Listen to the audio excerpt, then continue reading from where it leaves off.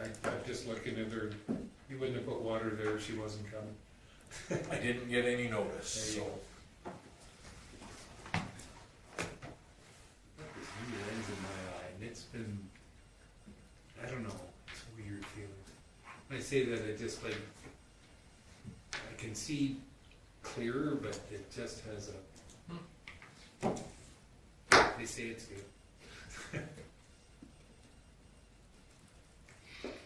Time to play. So if I fall behind on the note taking, you'll know why. You want us to talk slow? Only if you're making motions out of order. Alright, it's 7 o'clock, folks. Here, we'll call the meeting to order. Any additions to the agenda? Any none, somebody wish to move the agenda as presented? Judy? Okay, thank you. Any discussion on Judy's motion? Hearing none, I'll call the question. All in favor? Opposed? It's carried. Okay, moving on to the minutes of April the 13th. Any errors, omissions, questions? You might have a question here, sir. Oh, sorry. No, I was just gonna move the minutes as presented. Okay, Cole moves. Did you have a question then, Dwayne? Or? No, Oh, no, I just was Oh, bringing, no, okay, Yeah. that's great. Okay, so Cole moves them. Any discussion on Cole's motion? Hearing none, I'll call the question. Those in favor? Opposed? Seeing none, it's carried. Okay, we have a delegation, Jill. So if you two want to move up to the front there and introduce yourselves, and just so you know, we record this session, so. I've got PowerPoint up behind you, so as you want me to move along, just let Okay. me know and I can do that. Well, thankfully, I brought a copy. So first I want to say thank you very much for giving us some time to come in and address you. I'm Jill Bloor. I'm the Executive Director for the Calgary Region Airshed Zone, or CRAZ for short. And this is Tanya Carlson. She is our Engagement Program Manager. So education, outreach, communications, jack of all trades. So next slide. Yeah. So CRAZ is one of 10 airsheds in the province, as you can see from the map. Airsheds are grassroots organizations that were formed to address the needs of air quality from the citizens. So the government didn't come in and say, thou shalt have one. The government is a partner, they're at the table, but they don't direct solely what we do. It's the collaboration. So CRAZ has over 2 million people in our region. We go all the way from the Banff border to just the edge of Wheatland County and Vulcan County, and then up to Rocky View and Bighorn. We've been in operation since 2007, and our boundaries were originally the old Calgary Health Region boundaries, if anybody remembers when we had the health regions. So they are arbitrary boundaries for all of the 10. Unlike watersheds that follow the flow of the river, air doesn't recognize boundaries, so it's kind of like, where do you want to service? So a lot of people ask us why we only go down to Granham in Willow Creek. That was where the health region boundary was. So that's where we are now. So CRAZ is, next slide. CRAZ is comprised of 3 sectors. Government, that's federal, municipal, and provincial. So we currently have Alberta Environment and Protected Areas, Alberta Health Services, the Energy Regulator at the table. Municipalities, we have the City of Calgary, Town of Banff, Town of Canmore, Town of Cochrane, Rocky View County. So there's actually 40 legal municipalities within our region. 30 of them are kind of operating, what we say. So there's a couple of improvement districts, there's a couple of summer villages. Not that we don't service them, but we deal with the bigger places. Industry, so we have a multitude of industries in our region. We have rock, aggregate, oil and gas, forestry, chemical, Most of our industry members are voluntary, which is a bit different than some of the other air sheds where it's actually in their approval that they must be a member. So what we always say is, like, people will say, well, why are they members? What's in it for them? Well, one, I hate to be blunt, but it's the PR. If they're producing emissions into the air, it might be a good idea if you're at the table or discussing air. Yeah. You know, it's kind of a no-brainer, I think. Yep. And I've been here going on 19 years, so I think it's a no-brainer. And most of them do too, so they're at the table. We have a couple that do have it in their approval, but not very many, which really does show the voluntary nature of CRAS. Public and non-government organizations. So we have a few, NGOs, Bow Valley Clean Air Society, Cochrane Environmental Committee. We are inclusive. We are transparent. Those are our key, some of our key principles. What we do, why we do it, is out there in the open. All of our meetings are open to people. I'm going to turn it over to Tanya for a minute. So our committees is how we get the work done. So all of our members join our committees. They pick which committee works for them, which staff members that works for them. We say, let us be your air quality staff. So we can answer questions, we can move forward on items that you need to move forward on. So these committees, engagement, which is our public education and outreach, air quality management, we have an air quality management plan for the region. So that plan encompasses everybody within it. And technical committee looks at the data from our stations on a monthly basis. Finance, of course, just making sure that we're running efficiently. Policy and research, so they look at any changes to provincial and federal policies and what the municipalities may need to comply with that change, or industries, or what we can just do to help with those policies. And smoke committee, so that's a newer committee. In the last 10, 12 years, we've had a lot of air quality issues due to wildfire smoke. So we've developed a wildfire smoke guide, and it's just one document of all the resources that you need. So those are our committees, so anybody's welcome to attend those committees, and they really drive what we do. So working with our members, as I mentioned, we have a community guide to wildfire smoke and health. We review it annually, make sure we're on top of all the changes that are made to that. So newer apps, looking at cleaner air shelters, which they really don't know what that means yet across the country, what a clean air shelter is. So they're working on it. We just had a big presentation by the City of Winnipeg. They received a federal grant. They're really working on it. So we're following that progress, and we can share that information. The South Saskatchewan Regional Plan, we highlighted the need for air quality within that plan, really made sure that it was well documented and what everybody should be doing to meet the requirements within that plan. And now we'll go into I did talk about the air quality management plan as well. So the next one. So our key is we do monitoring. We operate 4 stations on behalf of the Government of Alberta, 3 in Calgary, 1 in Airdrie.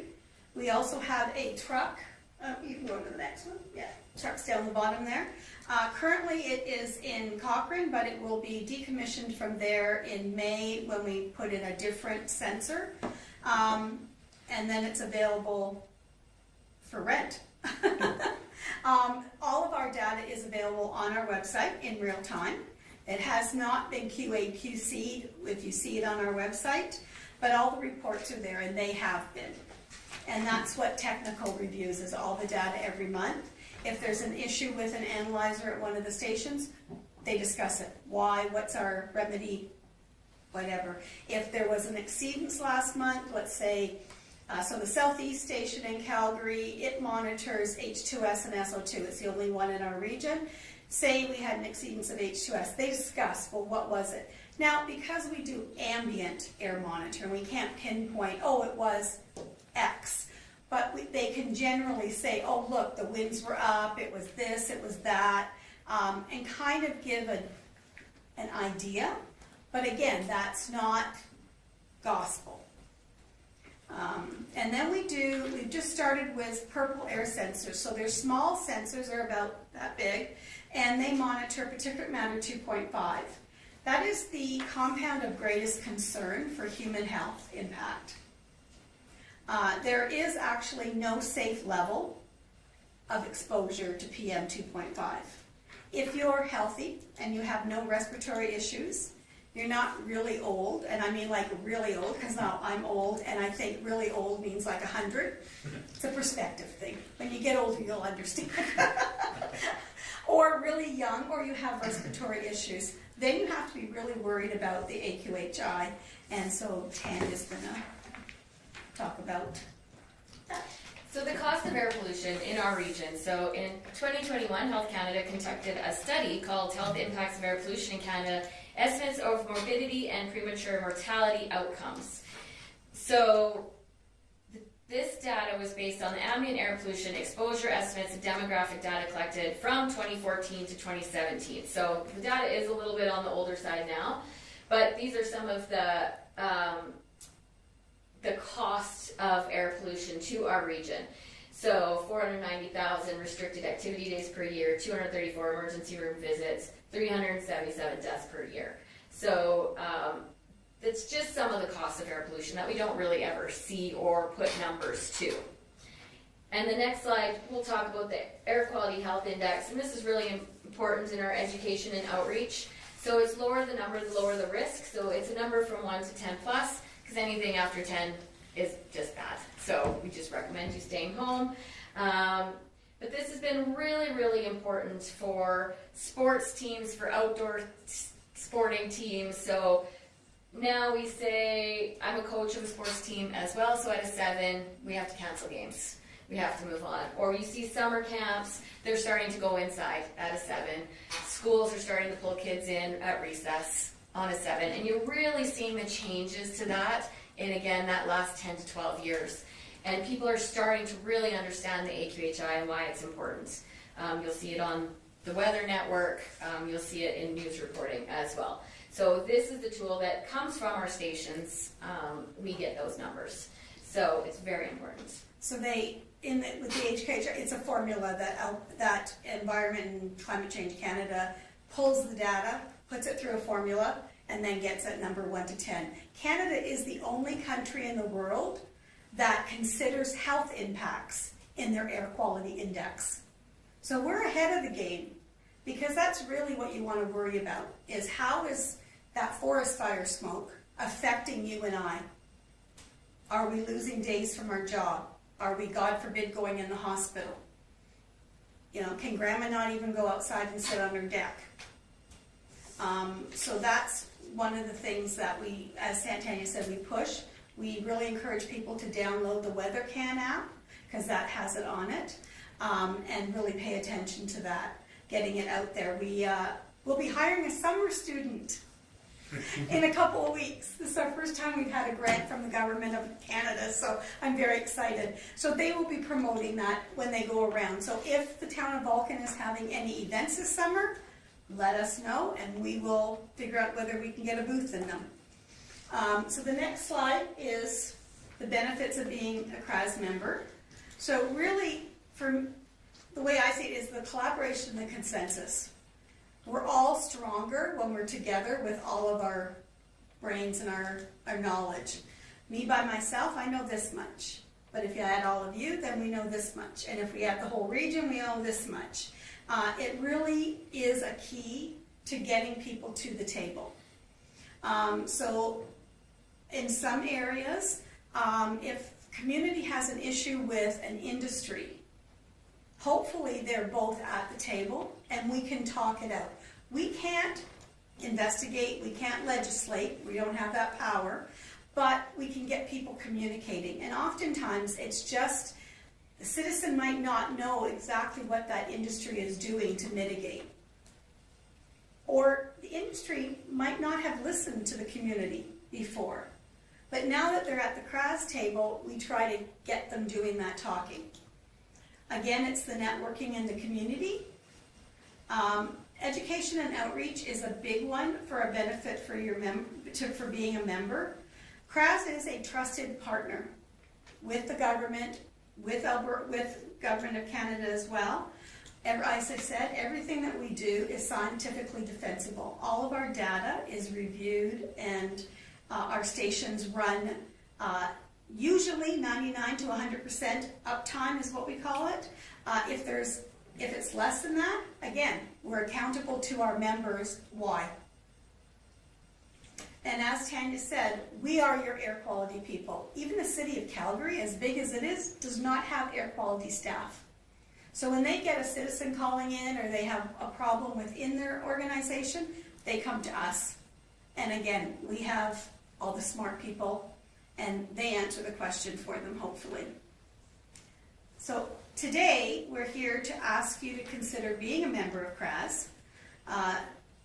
The membership for municipalities is 10 cents per capita, so I did check, and it was 1,922 residents in the town. 1,700. Oh, 1,700? Okay, so whatever your current census is, it would be 10 cents per capita with that. So obviously, my Google search was wrong, and that's okay. We were at 19 before the last census. Darn it! So, and that's the other thing is when censuses are done, the price stays that way until the next census is done. Unless the town, like, we've had a couple of our municipalities have big growth, and they've actually said to us, oh, like Jill, really, we've had like 3,000 new people move in, so here's our new numbers. That's fine, but usually it's from census to census. And now I'll open it up. Thank you. This is our social media. I really encourage you to follow us and open it up to any questions. I just had a question. You mentioned about bringing kids in because of air quality. How often does that happen? Do you So the last wildfire season wasn't as bad.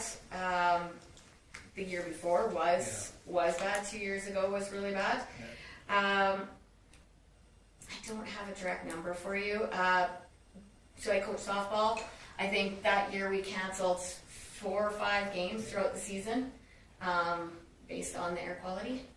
So without fires and just normal air pollution, does that happen much? Probably not. No. Yeah. Usually our stations are usually in our region. The AQHI stays between a 2 and a 3 on average. Okay. So temperature inversions and wildfire smoke are usually what really drives us forward. Impacts. Thank Yeah. you. One time we got a spider in the sensor. That really jumped out too. But that really got us. It was one of our But first years Of bad welfare, Tanya's so. worked really well with the media as well and educating them. Because what did they call it first at the beginning? Smog? No, I I forget. can't remember. So we've educated them that it's the particulate matter 2.5. The particle matter. Yeah. So we yeah. really worked on educating the media as well. Yeah. But I do find that a lot of organizations do have that template of what to do now. So if the AQHI is at a 7, if it's at a 5, or, it's definitely in sport, if it's at a 5, we do watch the players that may be asthmatic on our team. And then I just give the choice to the parents, if they play or not. Like, that's up to you. We're not going to cancel the game, we're gonna go ahead, but it is up to you based on. Well, thank you very much. Appreciate that. Any other questions? Does Nell still have a purple monitor?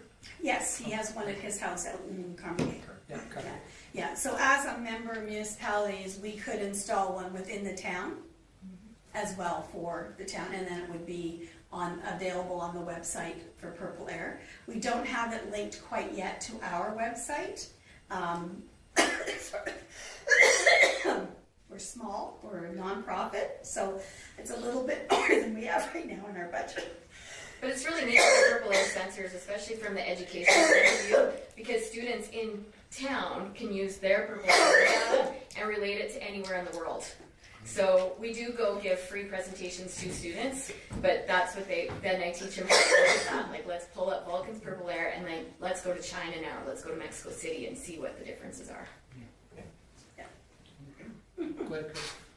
So what would you say would be like a trend that you see in Vulcan County, and how can that help us make decisions on anything? have you come up with an example, where a municipality actually made a decision based on something they had in a reading?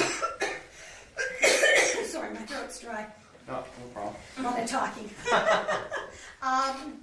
In the more rural communities that are surrounded by the municipality, so an urban center like yourselves surrounded by a rural, dust from your agriculture, aggregate, so gravel pits, that type of thing.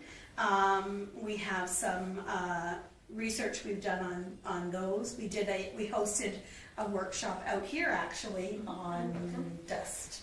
Yeah, we hosted a workshop here quite a few years ago now on dust out here, and had people come and talk about what they're doing, and some of the ag operators came out and talked like, well, we water down and that kind of stuff. So those would be the two biggest issues that we might get inquiries on, and try to get together. And if it's enough of a concern for the community, then again, we can look at hosting a workshop, doing more research. Tanya's been awesome in the last year recruiting volunteers from universities, and such smart people. I don't know how many of them have PhDs, and it just boggles my mind. And so there's a few of them that have their studies were in areas, so we like to share what they do as well.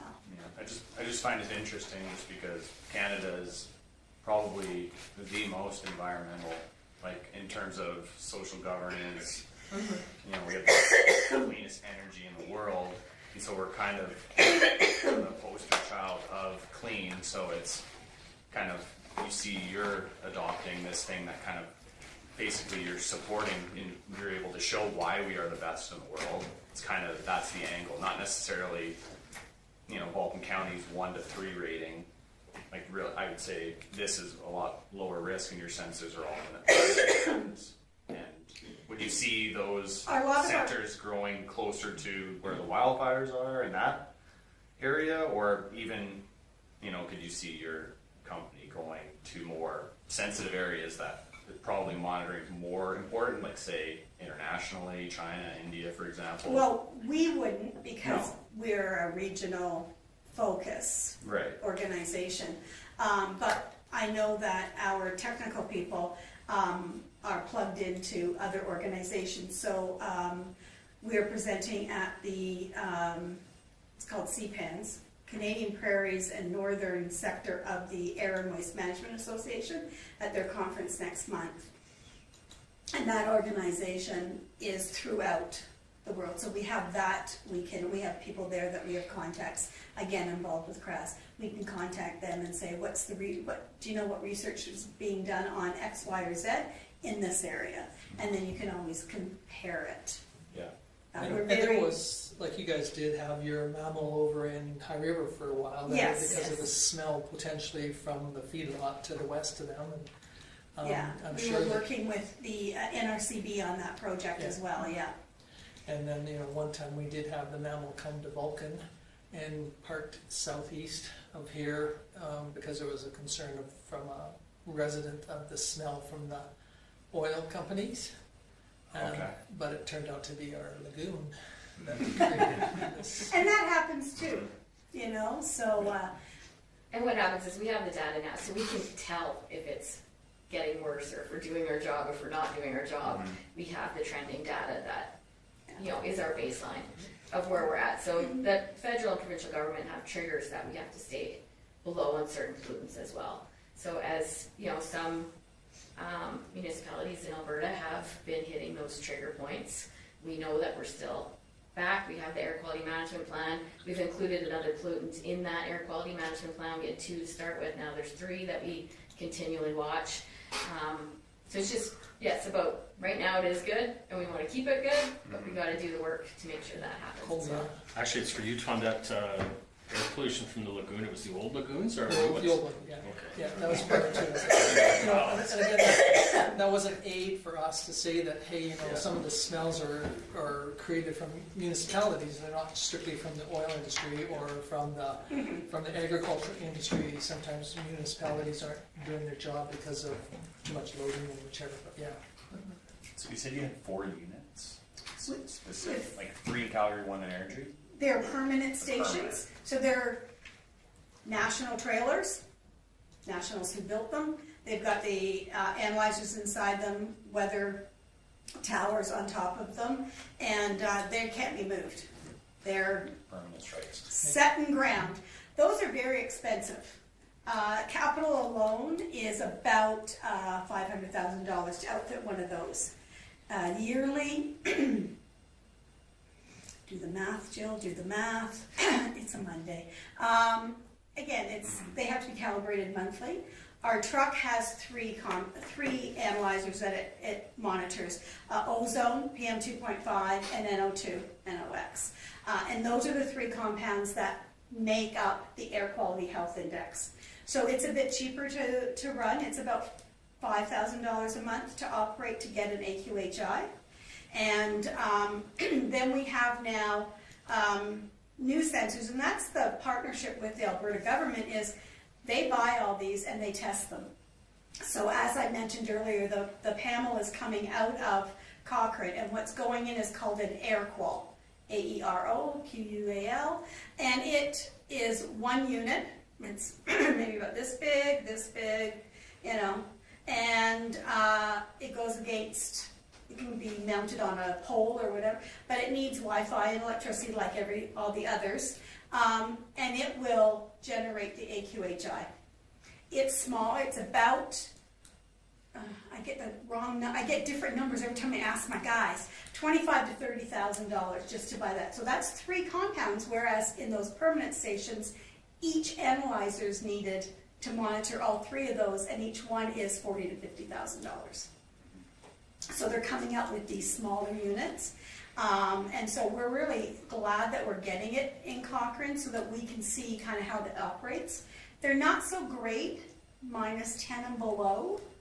So we being the province and all of the 10 airsheds have let AirQual know that, like, how are you working on this? Well, they're based in Australia. They don't get -10, 20, 30, you know? So we're working with them, trying to educate them. So I can see in the next 5 years they'll have a unit that can go below. The Purple Airs, most of ours were given to us by ECCC, and the restriction was that they had to be outside of the city of Calgary. So all of ours are outside the city of Calgary, because the city has, any person can buy one. It's not calibrated, so the data isn't the same, and it doesn't produce an AQHI. If you went on the website for Purple Air, you'd see AQI, which is the American, because they're made in the States. And the number sometimes goes to like 150. So we'll get phone calls, and our air quality program manager, Mandeep, will have to explain, yes, I understand that the Purple Air says 125, but the AQHI on the website only says 3. This is why. And then we explain it. So it does have limitations, but for the most part, it's a beginning to educate people, to get people more aware of the air quality. Again, in this region, water's our most concern often. Air is not a concern until you can't see or you can't breathe. Then all of a sudden we're concerned. Well, we're concerned about it all the time. So yeah, so we're trying to get out to more different types of sensors and start trying them. Hopefully the government will buy a few more and give us a couple more that we can put out in our region. If you ever want to come tour at the stations. Yeah, if you're ever in Calgary and you We'd love want to to, yeah, if you're ever in Calgary and you want to stop in, our Inglewood station is by the bird sanctuary down there in Inglewood, and it's our biggest station, and we give tours to everybody all the time. Okay, well, Thank you. great, thank you very much. Appreciate your input, and we do have a budget meeting coming up Yeah. this week, so. Good, we hit it in time. So, Yeah. you guys are a little late. Generally, we try and get you guys in the fall so that we can. Yes. But with an election year, we know that it's hard to get out there and get everybody Great, well, thank you very much for Great. giving us your time. Well, Yeah. thank Thank you. you. And you're welcome to stay. You around. take that You water. can stay and just Yeah. enjoy the meeting. You want that water? Yeah, Oh, make no, that I have motion. another Are you pop in the car. Okay. Thank you, though. Yeah. Thank you so much. Well, thank you very much, and like I said, you're welcome to stay longer if you like, but you just have to be quiet. We'll be okay. Okay, thank you. Thank you. Thank you. Okay, well, we'll move on then to the correspondence and information. So we have an invite from the Village of Arrowwood. It's not as, I thought they might be different than their ad itself, but Yeah, and this is really all that we got, was just pass this on to council, and the reason why we put it on the agenda is because, of course, the parade would be their 100th, so Chris was gonna reach out to you to make sure that we can participate if you're willing to do that. yeah, and Joan mentioned it again today too, that we'd like to go up, because, I mean, you know, it's their 100th, and their parade is usually fun. You usually have to go through it twice. You know, I'm not sure, maybe this year might be a little different, but most of the time we ended up doing the route twice, just so that you Everybody got a real good got a look. chance Yeah. to see the whole thing, so. But anyway, Hopefully there's no snow. well, yeah, I sure hope there's no snow. So the parade would be on the 30th. Mr. Bolt, It's on bite Saturday. your tongue. That's actually. Okay, so again, if you're interested in attending, I'm sure that we will take the float up for sure. Quite sure that we'd like to take it up for the event. So we'll move on to the Police Review Commission. And like Richard was talking about earlier, it's the Q1 report. And it should be noted, this is the first report they've sent out, so they're hoping to have quarterly reports, and when they come, we'll add them to the agenda for correspondence. Okay, any questions on that one at all? Oh, just, they said they had 260 total closures, but only one was resolved. That's not very good stats, is it? Depends on, yeah. On what the complaint was, right? Yeah. It's the two. But there was 195 of them were City Calgary, I think. Yeah. 192 at City Edmonton, so the Yeah. 4 million people made up Most of it. the majority of it. But anyway, not that, I mean, if you're one of the ones that were waiting for a case to be closed, it's kind of disappointing, but anything else on that one at all? Okay, if not, a letter of support from the town of Strathmore. So, this came in on Friday, very simple, they're just asking, they've supplied the template and are asking for council support on their letter of support that's going for grant funding and lobbying to get an additional CT scanning unit at the hospital in Strathmore. I do know that Tom did attend a session that they had when they were doing the recruitment process, trying to do this privately, right? Yes, yeah. Yeah, so they're reaching out to every municipality that touches that region, and so, it'd be very similar to us if we were pushing to have a permanent CT scan in our community, how we, that was the third party one, how we would reach out to them for support. So, Do you think it's time for us to? I don't think it hurts. I think that, the more that we get out there, the better chances for people, our residents, to be able to get into a program, to get a CT scan. I mean, I know a lot of our residents either go over to High River or to Lethbridge for their CTs, so, this would probably be much better for the people, especially in the northern chunk of the county. And I think that's probably why they reached out to all of us saying, is there a chance that you could lend support to the program itself, so. So if you'd like to do that, you can just do a simple Yeah. motion, and I'll get hold of them, Which one? Well, ladies first. Okay. I'll make that motion. I just wondered why the counties wasn't on there. 'Cause they- No. and I'm wondering if they picked the folks that attended the first meeting, Oh, and I do know Tom attended. Yeah, yeah, I'll make that motion. And again, I'm sure that if, you know, we reached out, that the county would definitely support it, especially because of and especially because of like Arrowwood Clinic there that has a lot of their customers or her customers are from that chunk that are even closer to a facility, so.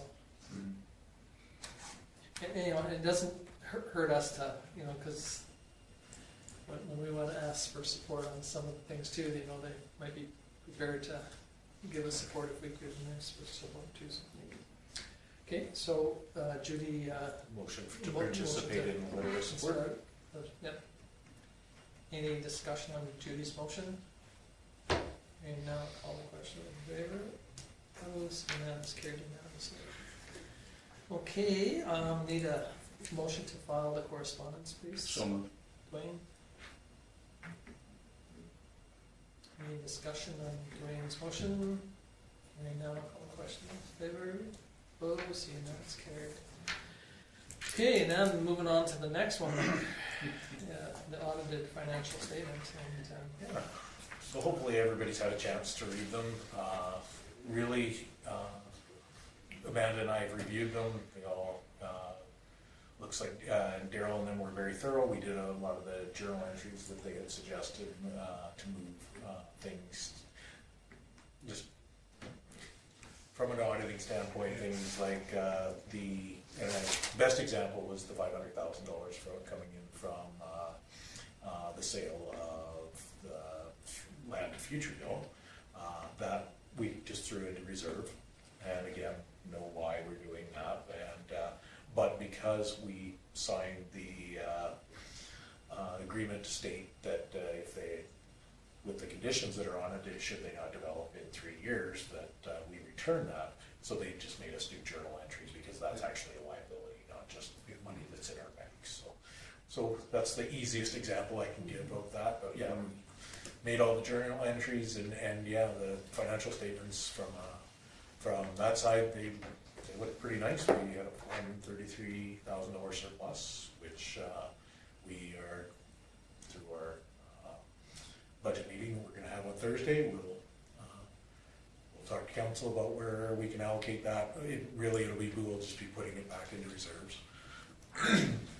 And yeah, unless there's any questions, again, it's pretty straightforward. It follows exactly the same template as we've had for the last 15 years of our audit. So for those that are reading it year to year, it's pretty straightforward. Okay. go ahead. I'll make the recommendation that council approves the 2025 audit financial statements as presented, and that they be published on the Town of Vulcan website. Thank you. Any further discussion on that? Hearing none, I'll call the question. Those in favor? Opposed? It's carried unanimously. That gets sent to the province now? Yes. Yes. Okay. So my technical side of it is I gotta get a signature from the councillor and the mayor, and then get it back, and then Amanda will be sending it off to the province. Yeah, I did see that Before in the the end of the month. communication. Okay, so now we're on to bylaws and policies, land use bylaw number 1532-26, as an amendment. Both of these were recently discussed at the MPC. The first one is for addressing the definition of a day home, and our land use bylaw had very specific age categories and numbers in it, which contradicted what the province has for the standards. So the MPC made recommendation that the definition be changed in our land use bylaw, which can only be done by council, and because it's a land use bylaw, you can only get first reading this evening, and then you have to advertise the change for a month, and then you can do a public hearing and open it up for further discussion and or give it second or third reading. Cool. I think it makes sense, and to my understanding is that it's gonna be able to give some of these establishments in our community more capacity, which should alleviate some of the stresses on the current ones and help their business model moving forward, I would assume. So having said that, I'd like to make the recommendation that council give land use bylaw amendment bylaw number 1532-26 first reading and directs administration to schedule and advertise a public hearing for June 8th, 2026. Okay, I just have one question. Do we know with the two new ones, there's what, the big one over by the school and then the two new ones, are the two new ones full? I do not know that answer, I do Okay. apologize. this is really a definition of a Yeah. day home though, Yeah. which is a little different than a daycare. Yeah, Okay. yeah, and I Just- just, sorry, I just don't know the number on that. There was quite a conversation about this at the MPC, just understanding that how the Alberta legislation has changed and the discussion to bring our bylaw in similar fashion with the province, so it was. Up to current standards. Yeah, up to current standards, thank you. Yeah, But it's- yeah, it was. It's more of a wording situation, and like you Yes. said in the other, sorry Judy, but I think the majority of it was, like I said, the age restriction for a day home slash compared to a daycare. Well, and it also the amount of people. Yeah, so the day home is only allowed 6 children, that includes your own children. So your children could be going to school all day, which leaves you with you could have 3 children, so you can only have 3 in your day home. Mhm. Whereas if you didn't have any kids, you were allowed up to 6. So there was some discretionary there, so that's what we were trying to overcome. And then the understanding was that up to 6 that are not your own, and you can still have your own in the day. Okay. All right, so this Cole's motion is to move this forward to the public hearing. Any more discussion on it? Hearing none, I'll call a question in favor. Opposed, seeing none, it's carried unanimously. Okay, and then moving on to bylaw amendment number 1535-26. Again, this one went through the MPC, and this one is a simple amendment to discretionary use under transitional agriculture. Currently, it only allows for a single dwelling, and of course, any other lot in town, we allow for the moved in, which is, the Nelson homes, those sort of things, not the manufactured homes, but the moved in. So this was based on making it more, the ability to put more than, I guess more choice if you're in transitional agriculture. So this will still go in as discretionary, so it'll still require MPC approval, but it's a change to allow for just different types of housing units to go into transitional agriculture. Recommendation that council gives land use bylaw amendment bylaw number 1535-26 first reading and directs administration to schedule and advertise a public hearing for June the 8th of 2026. Okay, any discussion on Dwayne's motion? Hearing none, I'll call a question in favor. Opposed, seeing none, it's carried unanimously. If I'm able to comment, one of the things I did want to clarify is June 8th. It does seem like a long time away for the public hearing, and the reason being is it has to be advertised for 30 days, and because this meeting is on the 27th, and our next meeting a month away is on the 25th, it didn't allow for the full 30 days to be advertised. So that's the reason why it has to go to the next council meeting for the 28th. So it's not that we're trying to delay it or anything. It's just strictly a timing thing. Okay, thank you. Clarification on that one. Okay, moving on to First Street Northeast Road construction. We did discuss this in the past, and Yeah. So everything's kind of spelled out in the report. Stu has been looking into different cost-effective ways to get this done. Turns out with the sale of those lots, they're currently doing a bunch of grading of the lots in there, and one of the contractors in there, he approached on whether he would be interested in subcontracting to core out our road and get it ready for gravel, because that's something that we're going to need to do once those lots are there. And then he talked to the county, and the county has the capacity inside of the in-kind work that the county does, so we can actually get all of the gravel put in there, and we can get it stripped and ready to go for.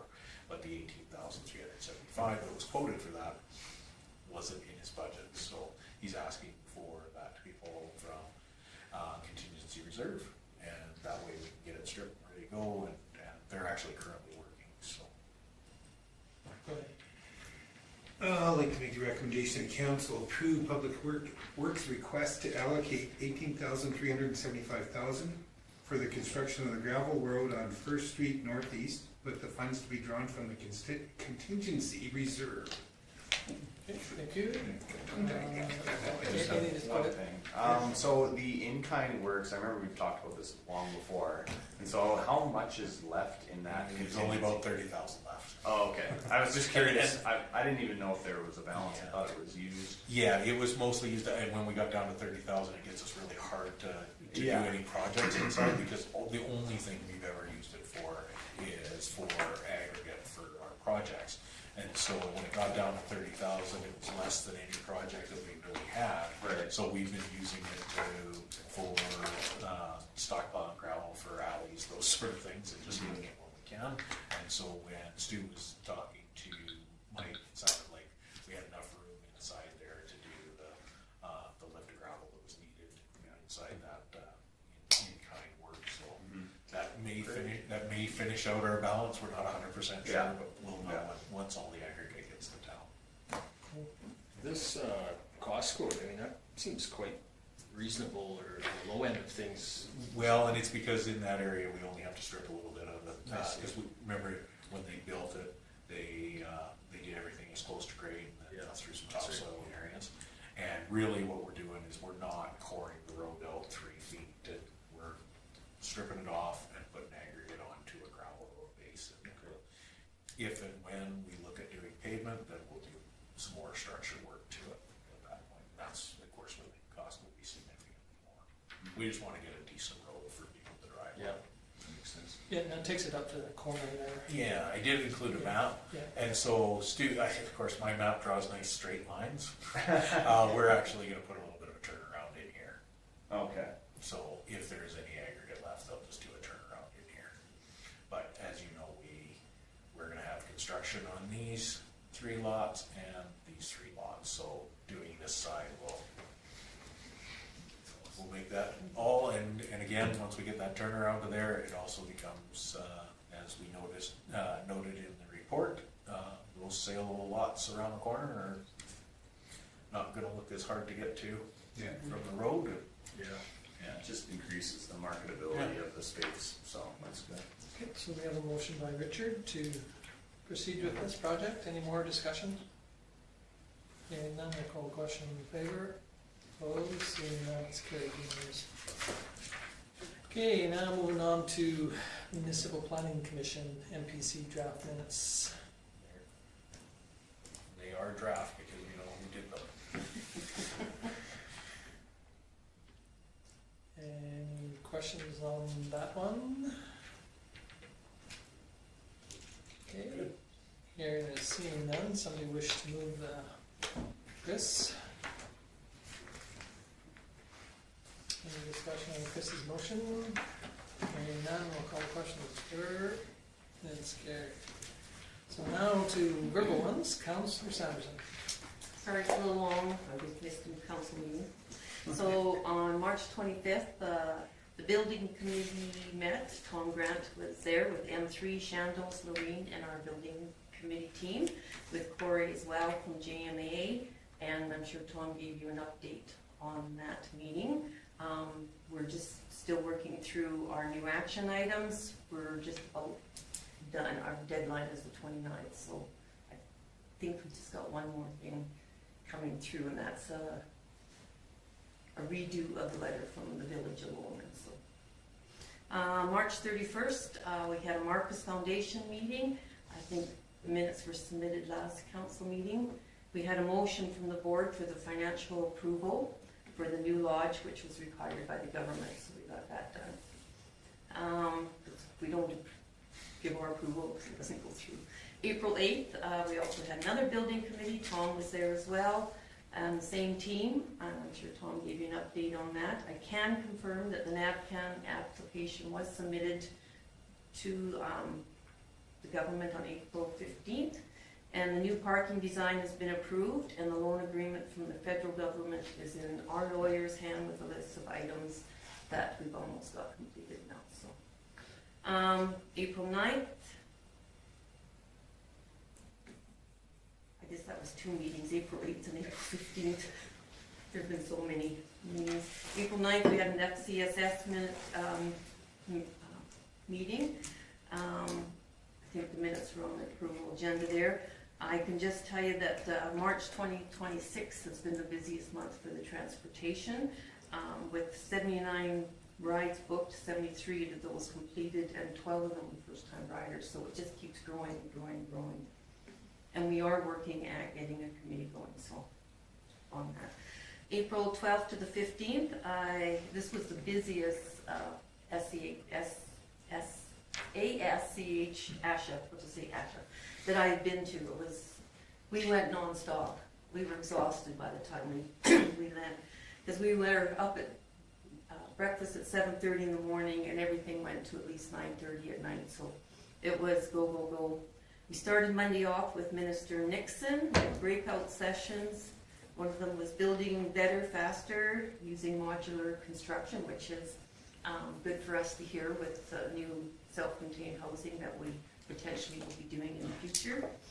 Housing 101 is great for governing officials, so all kind of affects all councillors. It's too bad you guys don't get to, we can't break these out so you can kind of hear what's going on. And HMB, which stands for the Housing Management Body, there was a board role workshop, basically covered if anybody went to the committee,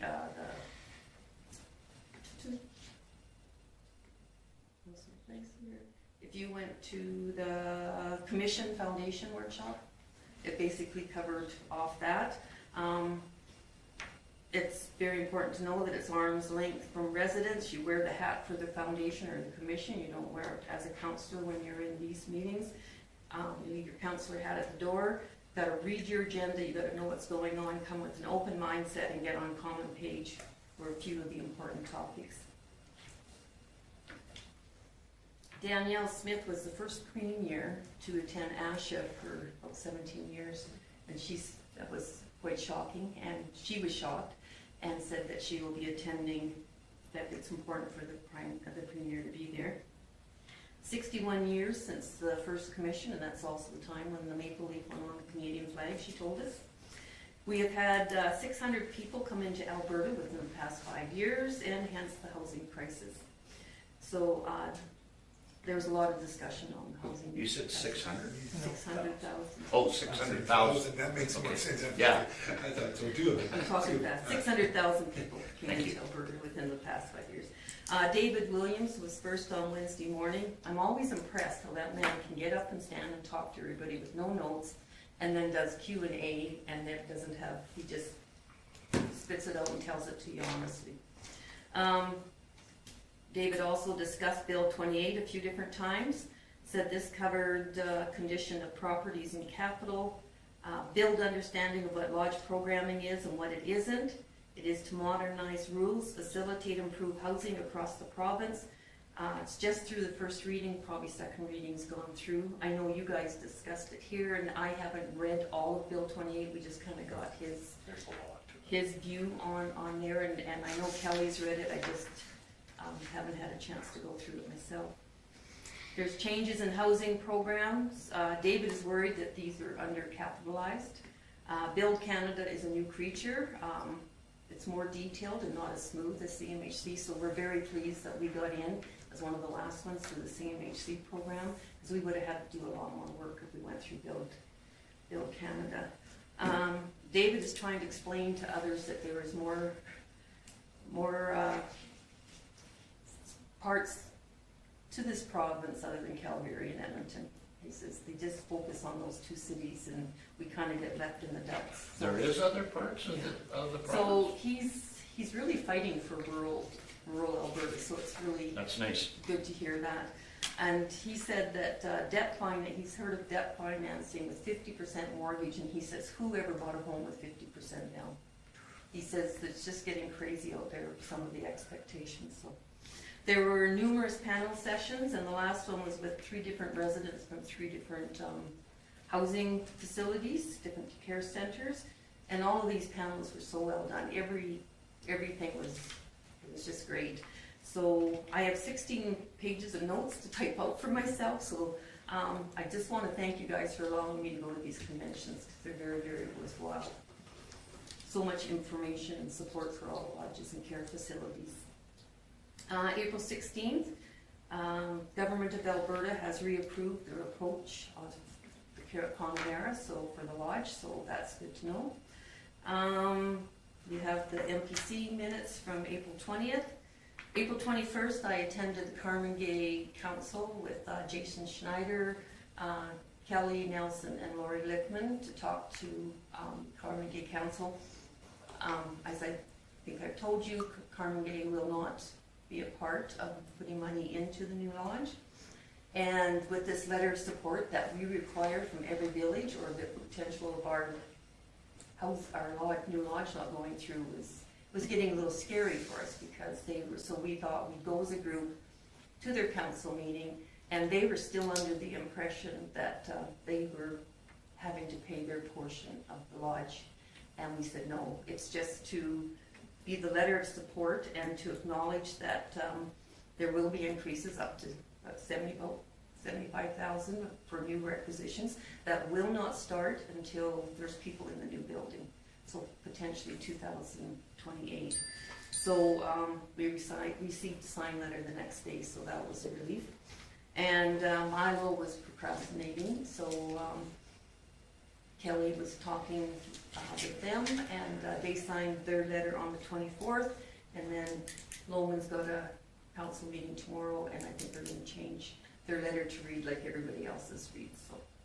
So that'll be all done and sent in to CMHC. April 23rd, attended the FCSS South Region Spring Meeting in Rocky View County from 9 to 3. Awesome venue. We were supposed to do a walkabout first. Windier than heck and colder than heck, and there was an outdoor toilet, but it was heated, so it was a chilly day, but lots of good information comes out of those, what's happening with other FCSS. At the end, we always do challenges and successes, and most of the challenges for the FCSS, and we acknowledge that all of us are different, but this is South Region, and we're the only FCSS that has a food bank with us. And so it's quite interesting to hear that, they're pretty much the same, except some people do have government offices that they can send people off to. But you could have heard a pin drop when Calgary gave their report, because they get 42,000, what did they get? 42 million. And what they do is they have a counselor and they have two financial guys. And then they go over all these applications, and then they give out the money. They don't work with people like we do. They just hand out money, and they hand out money like what we found out, big brothers and big sisters who do fundraising all over the place, and yet they're getting FCSS money that is so needed in rural communities. And they've had so many requests this year that they're going to ask for 92 million next year. Oh. So it was just so silent when he was giving this report. But anyhow, that's frustrating for us. April 24th, Lorene, Gloria, Kelly, Lori, and myself met with on Teams with Alex Laidlaw. He's with Calgary Foundation grant program, and he's also on the fundraising side of Calgary Affordable Housing. We're looking for funding to get us through the stage before money start coming in from municipalities, from the modernization program and CMHC. So we're going to need a minimum $1 million. And if you go through, we've talked to ATB, we'll probably talk to them, we'll be talking to them again. We can pay out as money comes in. We can start paying that loan off. We have to pay it off within a year because that's government mandate. We cannot borrow money for longer than 12 months. So by that time of building, we should have modernization money, CMHC money coming through. So we've got to get an app into them. We're missing both deadlines of theirs, but he's going to work with us and see if he can get a committee together to have a look at it. So lots of work to do. March 25th, we had a building committee. I already read that.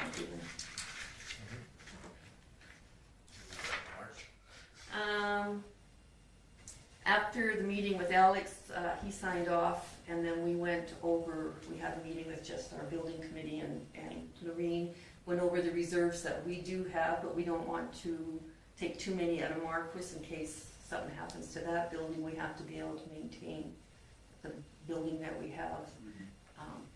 So we're being very careful there, and so we're getting together with fundraising. I heard today that CNRL was in town and gave a donation. There was photos taken.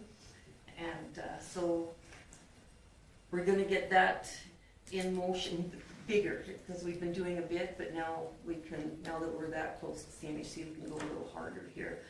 Lorene says it's a 3-to-1 ratio, so if you ask for 3 million, chances are you can get 1 million. So you gotta go to a lot of people. We're not like Calgary that we can just go to all these businesses. We're pretty limited, so we'll be doing corporate, and we'll also be doing personal letters and having town hall meetings and having the designs and talking to people. So we will be working on that very quickly. Lorene's on holidays for a week. How dare her?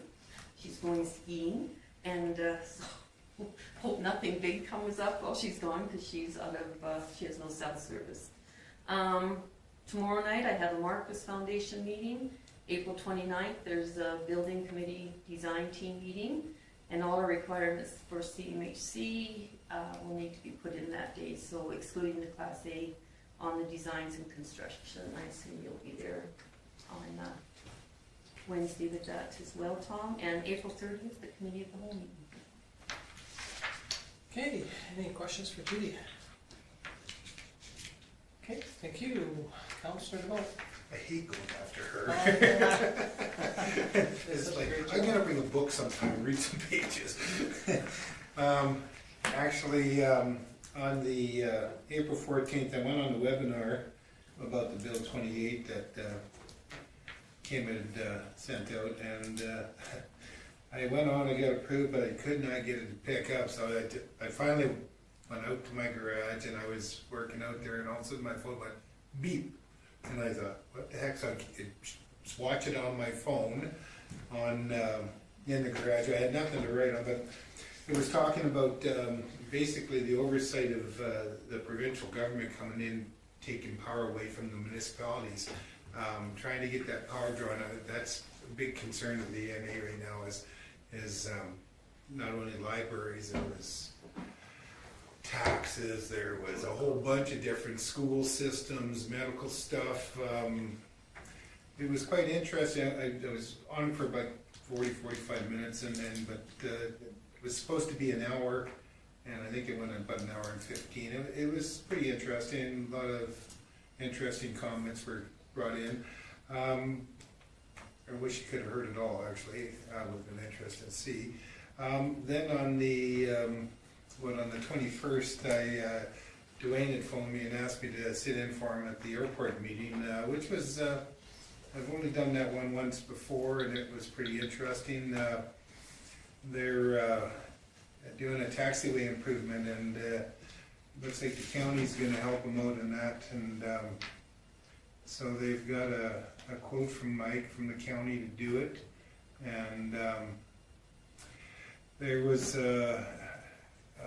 Norm Dan was there, and he's got he wanted to borrow the little plane things there for the kids for the parade and champion. So he's starting up a kids flying club down there, which is nice to hear. They bought some bikes, so when somebody flies in, they can take a bike and bike downtown. So I asked, I didn't know we had a bylaw for helmets, because I asked, you know, legality-wise, if somebody has a fall and doesn't have a helmet, are you responsible for that head injury if you didn't supply a helmet as well? If you're over 18, it's a choice. Okay, I didn't know that, so I wanted to make sure that was on paper.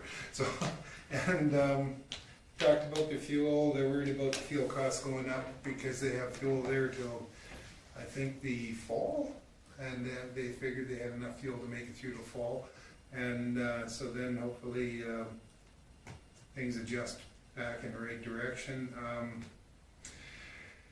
It was quite interesting. They're talking about the membership dues. I gave Dwayne a copy of, they have a draft about their bylaws.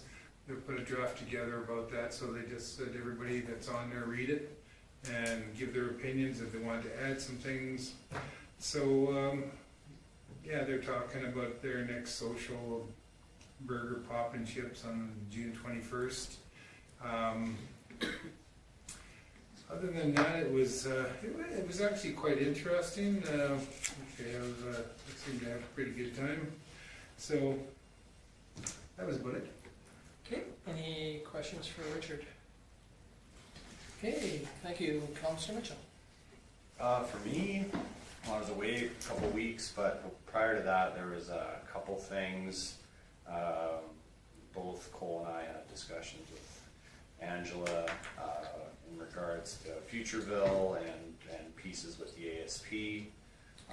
So April 1st, I had a conversation with her, just, because we haven't touched base in a while, and now that she's shared this ASP with us, it's just raised some questions and things, and so I wanted some dialogue with her. We were able to chat, and that kind of spurred on a lot of key things where, I felt that the meeting, that we had a week later with Katie from Orsk was really great. Kim and Cole were there as well, and it was a good meeting to give us just Katie's backdrop on what's involved, and she shared with us several other municipalities and what they're doing in terms of commercial space, different things, but because the key thing was kind of centered around this ASP, and the ASP had a larger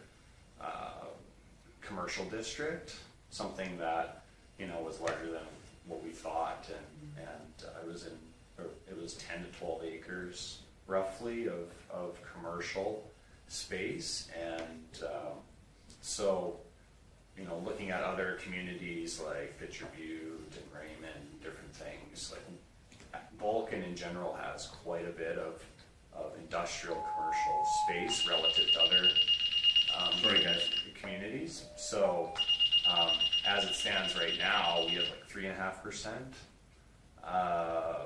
and she was looking to add a considerable amount on top of that. So we already had a lot, so we were kind of going back and forth on a couple different things, but ultimately, it was a great kind of backdrop for Katie to give us, and that same day, and even the next day, April 9th, 10th, and then 11th, we were in discussion with Angela because she wanted to get the funds released essentially for starting her project. And initially, she had given back some information that was fairly vague in terms of releasing, and based on the based on the release agreement that we signed, we made a motion on it. We needed to have pretty concrete, these are the line items that we're going to be allocating these funds to, and just give us, what are you placing the funds for? It needs that purpose, and a purpose that doesn't compete with the things in that agreement. And so it took a little bit of back and forth and chatting and just discussing with her what I'd learned from Katie and Kim, and in discussion with Cole. And essentially this ASP really isn't in stone at all. It was kind of the reason why she was a little bit reluctant to kind of share it with us, because she knew it wasn't a final piece, because this Oluzoid is kind of the maker of the design and different things. But I think there was value added in our discussions over those few meetings, in that, could you see, instead of 10 to 12, could you see 2 to 4 acres? Could you see a reduction? Because I think there might be advantages to having a small district in there, but not to the scale, and given what Katie shared with us, they just didn't really see that there was a meaningful need to have that. It was better just to have residential allocation. So anyways, so she wanted this thing released and kind of done, so to speak, before I left.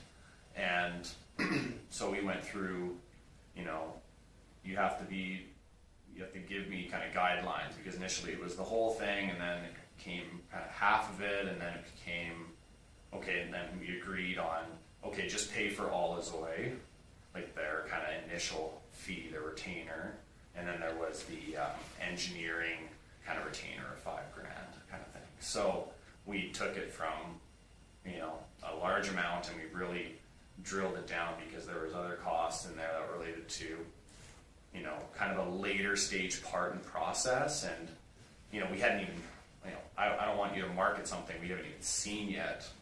And so it's just a lot of things getting ahead of yourself on and going, okay, well, just spend the money on all of it, because they're the first point to get things going, and then you have your advisor, your engineering staff on. And so then it came down to about 40,000 roughly between the two costs. So that was kind of the first level, and I find that it's pretty quick to get things passed. And I wanted to reiterate that to her, because she thought, oh, it's going to take a while, like just give it all now, and then, you know, like there's going to be issues, and she thought it was just going to take a long time to get those funds released. And I said, generally the turnaround is pretty quick between Cole and myself, as long as you give us clear, actionable line items, and it makes sense to us, then I don't think you're going to have a problem. Just as long as you have transparency on what you're doing, and you're kind of showing those steps are working in the right way, in the right methodology, then great. So, anyways, we were able to get kind of everything done before I left generally. So she was happy with that. And, yeah, I guess so. That took up the majority, and I don't know, maybe Cole can share some other stuff with that in his thing. But other than that, I did attend that public hearing at Vulcan County with the data center, and there wasn't a ton of meat on the bones with that meeting, just because first hearing is just hearing all the people that don't want the project. you get you know, the introduction and everything and what it is, and then it's just kind of hearing from people that essentially are living close to the project that have concerns, especially Lake McGregor Estates, just because there's probably 80% of the people that were doing presentations were from there. So that was, you know, understandable. So it was just interesting just to kind of listen in, and, you know, just because of the scale of the project, it seems quite large, and, you know, so we'll see what happens. I think the county council meets in May sometime to kind of discuss that. So we'll see what happens with it, but yeah, I think there was 100 people at the county office, and they had to send people upstairs, and you know, they had issues with audio, and no one could really hear upstairs or something. So they had technical issues and a few different things, but yeah, I thought it was. They went to 5 o'clock, so went full time. And, lots of personalities and lots of opinions, but it's that's what those hearings are for. So yeah, and that's all I really have. Go ahead, Judy. I was just wondering how much more time is left on that future bill? Like, how far is that extended to? Well, because it took, they kept extending, so they didn't take possession until middle of last year. So they're 2 years to get to the development agreement, and then a year to get to buildings. So it'll be the end of 2027, beginning of 2028. How much money have we given? 40,000. 45? Yeah, it was 33,800 for Olozoy, Okay. that first payment. The total that she has earmarked for them is 100. Yeah. So a third roughly, and then 5,000 as a retainer for an individual that's like an engineering consultant. So yeah, but it was 125, I think. It went from full, and then 250 to 125 down to 40. Yeah. Yeah.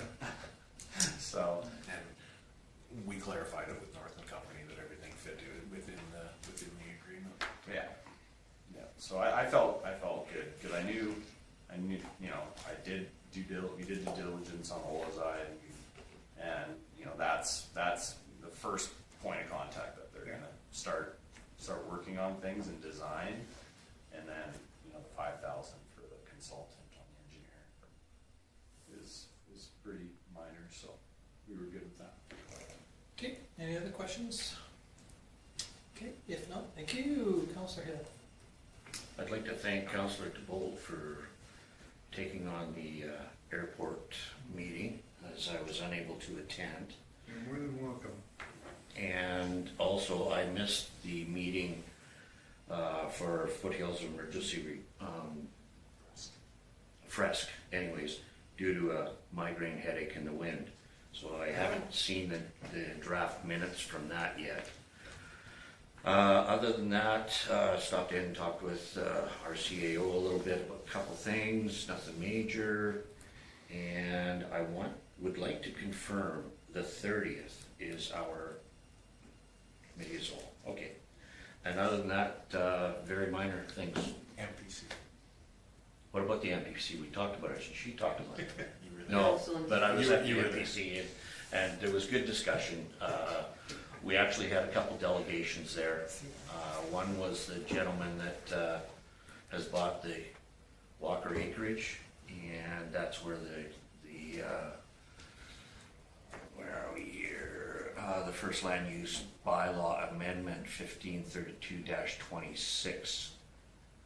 I think that's what it was. And yeah, and then of course, good discussion with regards to the day home and understanding the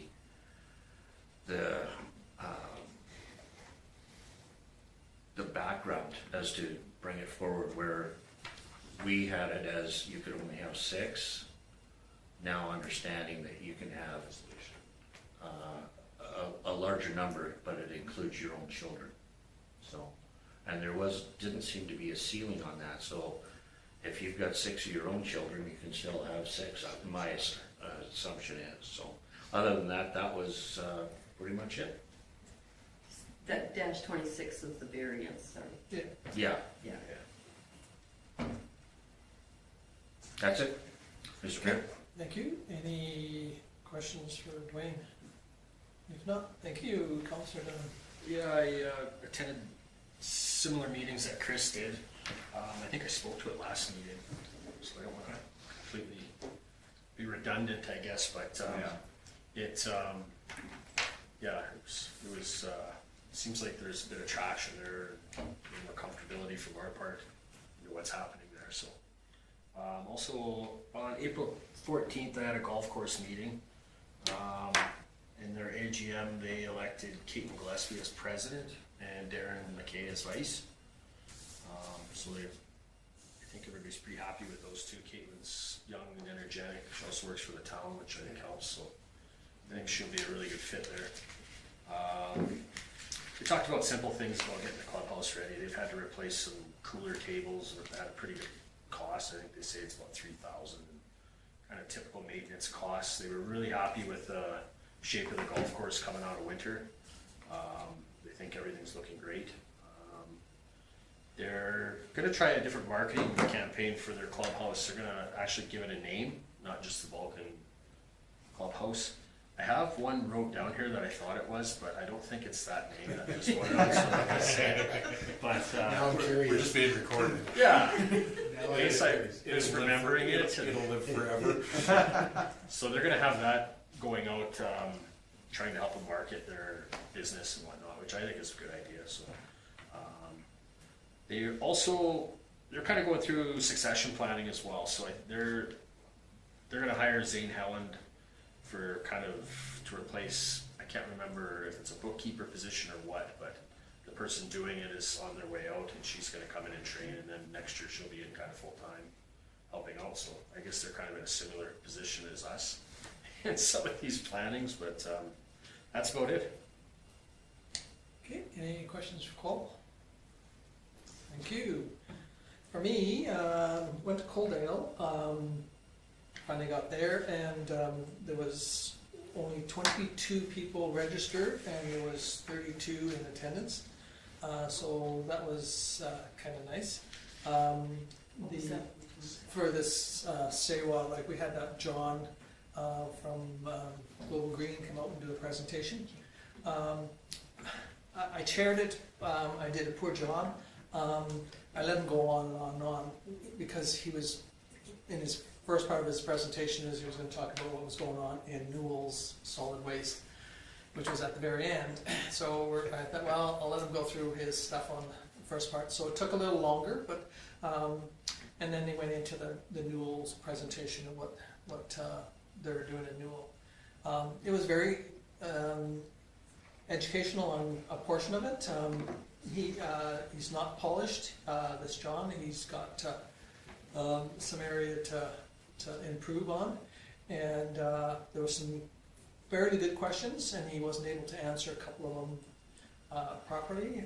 So there was still some more questions that were derived from it. Then this Kim Craig and myself, we met with the mayor of Coaldale and discussed, steps forward. And they are very eager. They're spending $100,000 a month on waste disposal, and so they're very eager. They're also got a subdivision they've got development permits for over 200 houses in their one subdivision for this year already started. So he says, they need to do something with their waste. So we're going to try and meet again sometime in May. Unfortunately, there was a representative from Vulcan County there, showed up late, but didn't ask a question or anything like that. So I'm not sure how it went from there. But then I met with Dick after that just to go over, because he brought a group with him of more on the technical side, the operator side, to talk about it, and so they're. He felt that it was very well done on one hand, one part of it, but it lacked in some of the others. Some of the questions that were potentially could have been answered, was on the licensing and stuff like that. He did make one comment that we're trying to look into, but he said the federal government has said that as of 2036 there will not be a landfill approval sanctioned. Landfills approvals are provincial, so they're not sure whether that meant like the First Nation ones, which could be, because First Nations usually just allow it to collect and then make sure to move it from community to community by wind. So like the other day, it all went to Saskatchewan. So instead of landfilling it, so Dick and I had probably a good hour and a half discussion on, steps forward. But I think Coaldale is probably going to be a major pusher in it, and it probably won't be right in Coaldale, but it will be probably in the county of Lethbridge, but probably north of Coaldale. The one question that came about was how much water do they need, because that's one thing that Coaldale has major issues right now, because with the McCain's plant being expanded, that 5-foot chunk of water going past their community every day, has, and he said it needed lots, but we kind of followed up with this Reuben, and he said no, it doesn't need any. It needs some to start off with, and then once it's done, and then it's kind of self-sufficient. The facility, if they build it like it looks like they're going to propose for Newell, it's really a modern-looking facility. 99% of it's inside, and the other 1% is in tanks outside. So there is not a shred of waste on the exterior of the facility. No holding ponds for water. They're all going to be tanked, and all their diesel fuel or stuff that they produce, they'll be all tanked on the outside. So it looked really nice. In Newell, they're talking about doing it on 10 acres, and whereas this one here is 3 to 5 is what Reuben said they need. But in Newell, they're hoping that they're going to potentially start, if everything goes their way, is they'll make it into a training center. So they'll train people to work in facilities like this in Canada. So I thought that was kind of a neat concept. And then the other thing that they're hoping to do in Newell is to build a manufacturing plant. So they'll manufacture facilities like this being proposed instead of coming from Japan. So, you know, they're kind of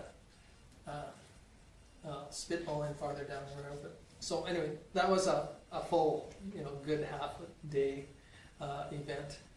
And like I said, met with Dick.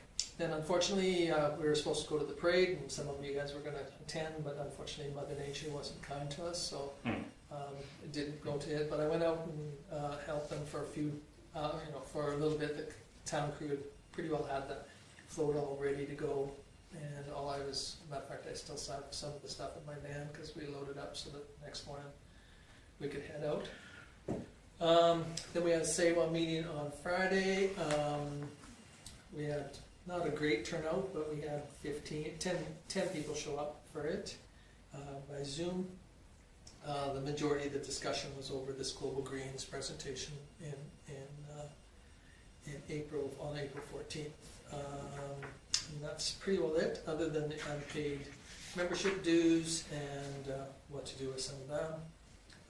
Sherry's been trying to beat the bushes to see if she can find some funding for something else, you know, but pretty well falling on deaf ears because we don't have any projects really to move forward on. The other one was that John said that they did their waste characteristic study.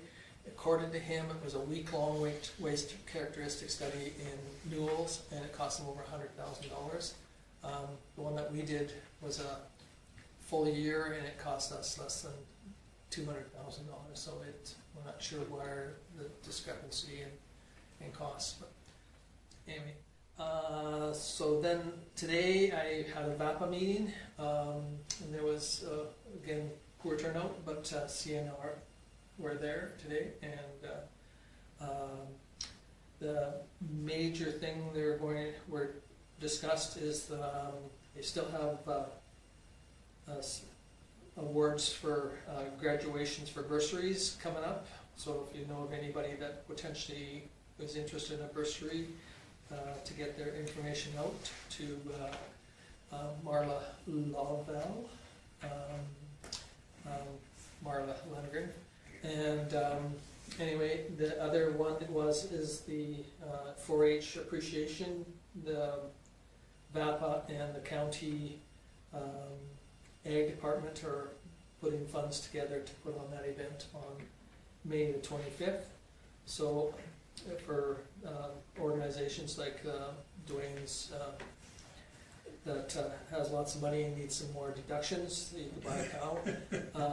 They talked about that a little bit, and they talked about the social that we had, and you know it was cost us $1,496.27 for the event to have 2 people show up in the public, and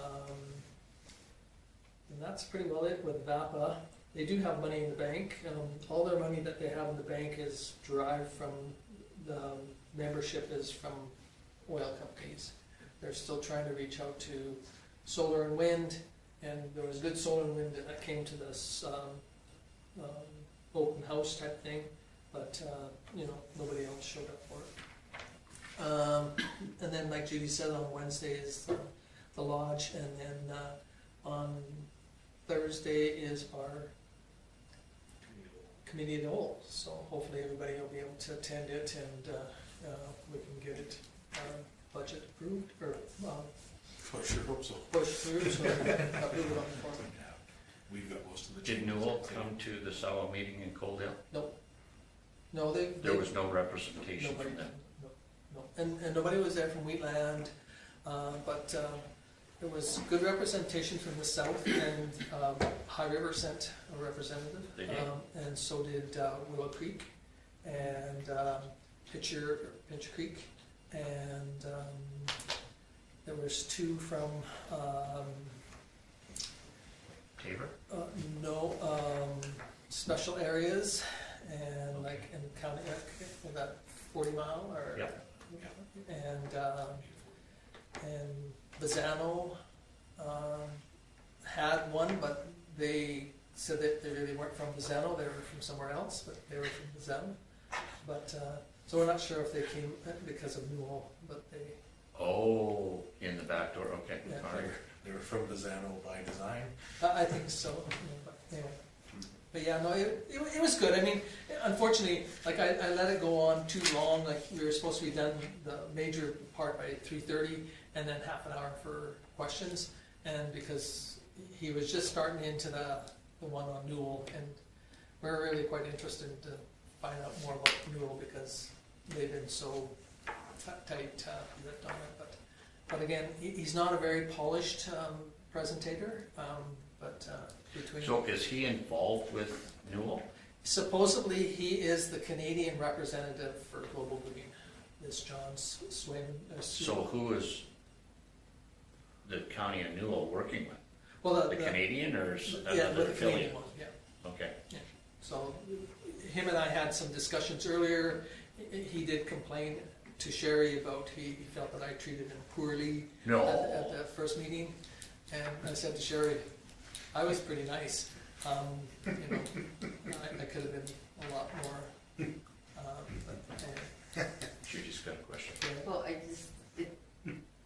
he's working with Newell and he can't answer our questions. That's kind of, Well, the way I understand it is that they've had, the problem that they're having with Newell is that, and again, trying to read between the weeds, is that who has to apply for the permitting and who has to apply for the legality portion of the Alberta Environment side. And according to Dick, it's the municipality that has to do it, and according to them or him, it's Global Green. So there's a bit of a discussion, and he was quite reluctant to answer some of that kind of questions because of he doesn't want to muddy that water any more than it already is, because somebody released some information that was shouldn't have been released according to the other two parties, and I mean everything that we've ever released, we've had Global Green's stamp of approval to be released, but so we're not sure who released what, but anyway. So when talking to Dick too, like they're Global Green didn't do them themselves any favor when they were supposed to go to that CARES conference and they didn't show up. But according to him, is that he was never going to attend the CARES conference. It was just a mistake between Newell and CARES of who was going to show up. But anyway. Splitting hairs. So there's a little bit of stuff going on over there, but according to him, they've got their budget is $100 million.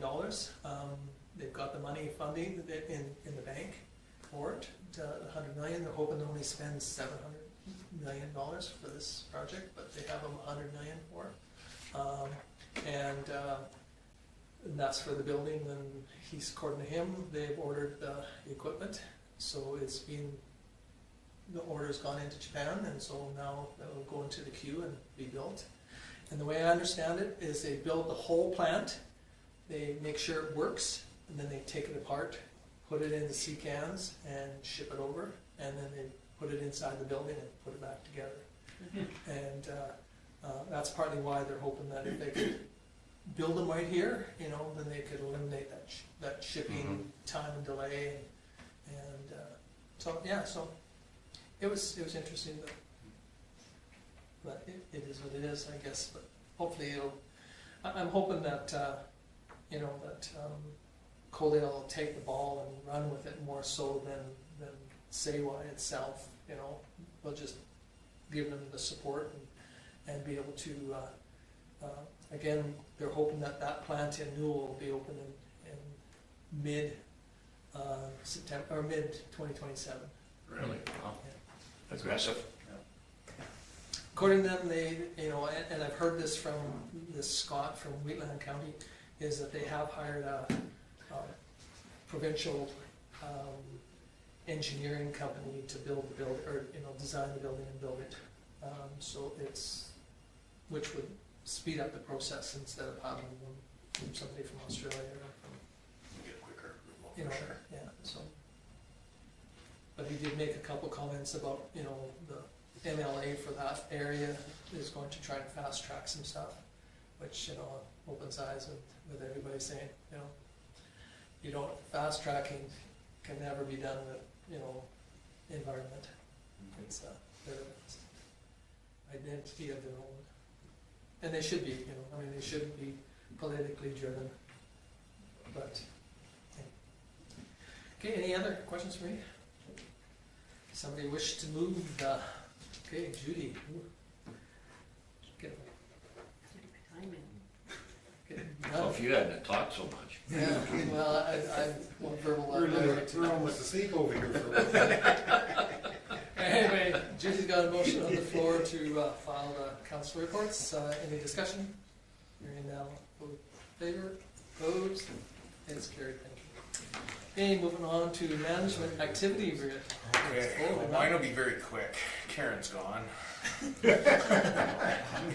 As you can see, we accomplished everything from the last meeting, except for the draft letter for the concerns with Bill 28. And the reason behind that is I also tried to attend but was in a meeting, so I couldn't. So I've also followed through and waiting for some information from other municipalities to help me put that together.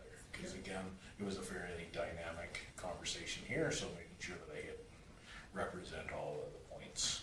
And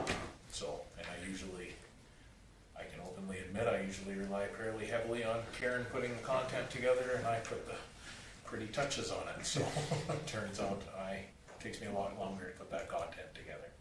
But unless there's any other questions on that, I can move on to my CAO report. And it's pretty straightforward. Some of the highlights is we've got the lot at 213 Center Street listed now. I did get an email that we've got an offer that he's working on putting together, so that's promising. That's been working with CMA Plus on the tender bid summary. Again, I highlighted that a little bit at the last meeting, and just as an update, Stu and I have a formal meeting with them tomorrow, so hopefully we'll get some. Well, Tony's being oriented. I've been working on the bylaw files. Just a heads up, we'll probably have chickens come back. There's somebody interested, and I gave all the background information, and still would like to pursue bringing it forward. So that may come back. And then some questions because of the province doing the pilot program on golf carts on the streets. There was questions on whether that, and again, that program started in 2025. So, If I may, Yeah. with golf carts, are they also looking at the seniors that are driving those little scooter things around? no, right now just the golf carts are part of the pilot program, and you have to hit a certain criteria. You have to apply to the province. You have to set bylaws in place, and right now they're still covered under the Traffic Act as miniature vehicles, so they're technically not allowed at all. Now, the ones that you're talking about that look very similar to a car are currently classified as a mobility device, and so Very exempt. they're exempt. They can be on the sidewalk and or the road. So it's recommended that they be on the road through the Traffic Act, but it's not. So I believe as more and more of those get out there, the province will have to look at that. Thank you. Yeah. Working on getting the bylaw position. For those of you that saw this half of the office this week, we're moving some offices around and getting that organized for that. Spent quite a bit of time going through the financial statements. Highlight note, the franchise agreement for the tourism is done. It's been signed off on now, and we've got our totals. They've gone to a flat rate for us rather than per merchandise sale. So I'll be talking to you a little bit more about that at the budget meeting, because that'll have some impact. And North and Company, obviously with the future no funding, we got that stuff squared away, and appreciate the work that you guys did on that end, because the questions came pretty fast and furious on our end on how fast we could release all that. And I said, well, as soon as our counselors show us minutes that have their signatures on it, we're good to go. So I think that was all good. I appreciate all the work that you guys did on that. there was a lack of understanding at the other end until we got that Yeah. finalized, and I think going forward, it'll be just a lot easier from here on out, so.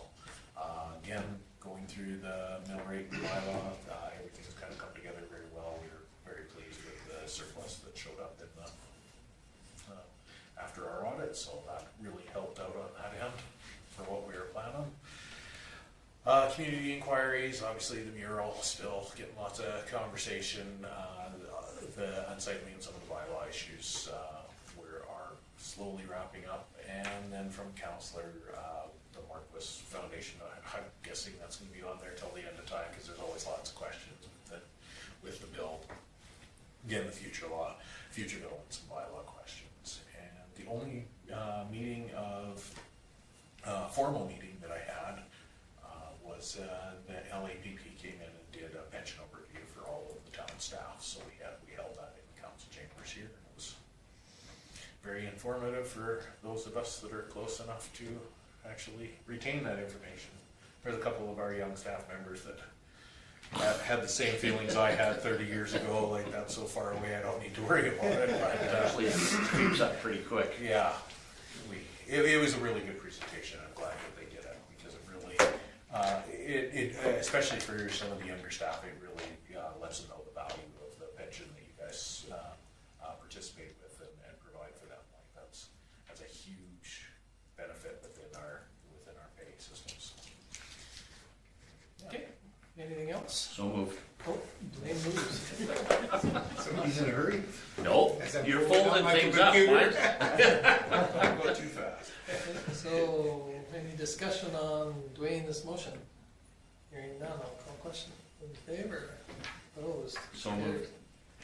So you move the adjournment? Yes, please. Okay, Dwayne moves adjournment. Any discussion? Finally, I beat Judy. No, all in favor? We are officially adjourned at 8:40. 8:40, but you just 20:40. turn the broadcast. Are you sending an agenda out for our meeting?